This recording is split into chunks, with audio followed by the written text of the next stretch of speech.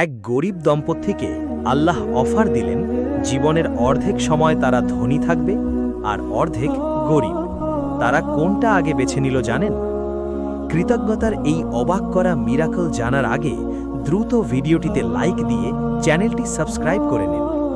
তারা মুসা আলাইহিসসালামের মাধ্যমে আল্লাহকে জানালো তারা জীবনের প্রথম অর্ধেক সময় ধনী হতে চায়।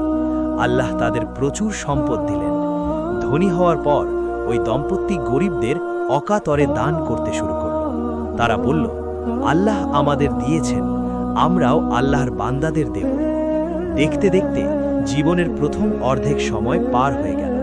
মুসা আলাইহিসসালাম ভাবলেন এবার হয়তো তারা গরিব হয়ে যাবে, কিন্তু অবাক করা বিষয়, তারা গরিব তো হলোই না, উল্টো তাদের সম্পদ জাদুর মতো আরও বেড়ে গেল। আল্লাহ মুসা আলাইহিসসালামকে বললেন, তারা শুকরিয়া করে দান করেছে, তাই আমি তাদের গরিব হওয়ার ফয়সালা বাতিল করে দিয়েছি। সুবহানাল্লাহ। লিখুন।